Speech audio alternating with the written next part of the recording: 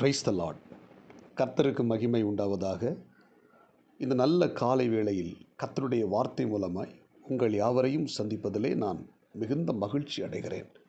நீதிமொழிகளின் புத்தகம் 16ஆம் அதிகாரம் 2ஆம் வசனம். மனுஷனுடைய வழிகள் எல்லாம் அவன் பார்வைக்கு சுத்தமானவைகள், கர்த்தரோ ஆவிகளை நிறுத்து பார்க்கிறார். ஆமென். இந்த காலை நேரத்தில் இறை வார்த்தை கேட்கிற தேவனுடைய பிள்ளைகளே, நம்முடைய ஆண்டவராகிய தேவன் இந்த நீதிமொழிகள் புத்தகத்திலே ஒரு தகப்பன் தன்னுடைய மகனுக்கு புத்தி சொல்வது போல இந்த நீதிமொழியில் எழுதப்பட்டிருக்கிறது. இந்த நீதிமொழியில் ஒவ்வொரு அதிகாரத்தை வாசிக்கும்போது தகப்பன் தேவன் தன்னுடைய மகனாகிய நமக்கு நல்ல ஆலோசனைகளையும் ஒழுக்கங்களையும் கற்றுக் கொடுப்பதை நாம் வாசிக்கிறோம். இன்றைக்கு நான் வாசித்த இந்த வேத பகுதியில் மனுஷனுடைய வழிகள் எல்லாம் அவன் பார்வைக்கு சுத்தமானவைகள், ஆனால் கர்த்தரோ ஆவிகளை நிறுத்து பார்க்கிறார். திராசில் வைத்து ஒரு பொருள் எடை போடுவது போல தேவன் ஒவ்வொரு மனிதனையும் எடை போடுகிறார், நிறுத்து பார்க்கிறார்.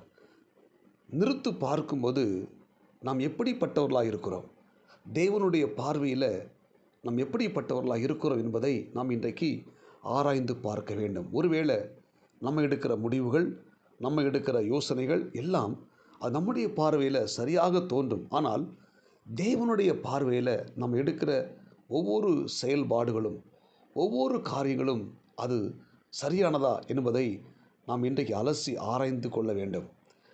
ஆனால் தேவன் என்ன செய்கிறார், நம்மை ஒவ்வொருத்தரையும் நிறுத்து பார்க்கிறார். நாம் எப்படிப்பட்டவர்கள், நமக்குள்ளே என்ன இருக்கிறது, நன்மை இருக்கிறதா, தீமை இருக்கிறதா, நம்முடைய செயல்பாடுகள் எப்படி இருக்கிறது, நம்முடைய சுபாவம் எப்படி இருக்கிறது என்பதை நிறுத்து பார்க்கிறார். இந்த நீதிமொழிகள் புத்தகத்தில் ஆண்டவர் அந்த வார்த்தையை, அதாவது கர்த்தரோ ஆவிகளை நிறுத்து பார்க்கிறார் என்று சொல்லி அந்த வார்த்தையை அங்கே சொல்லிவிட்டு அந்த நீதிமொழியில் தொடர்ந்து வாசித்து பார்த்தீங்கன்னா சில காரியங்களை, சில மனுஷனுடைய சில தவறான காரியங்கள், அவர்களுக்குள் இருக்கிற, அதாவது மனுஷனை வீழ்த்துகிற சில அசுத்தமான சுபாவங்கள் அதை வெளிக்காட்டுகிறார். அதில் முதலாவது பார்த்திங்கன்னா 5ஆம் வசனம் சொல்லுகிறது, மன மேட்டிமை உள்ளவன் எவனும் கர்த்தருக்கு அருவருப்பானவன் என்று சொல்லப்பட்டிருக்கிறது.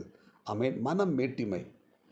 தேவன் ஒரு மனிதனை நிறுத்து பார்க்கும்போது இந்த மன மேட்டிமை என்கிற எண்ணம் இருக்குமானா தேவன் அந்த மனுஷனை நிராகரித்து விடுகிறார்.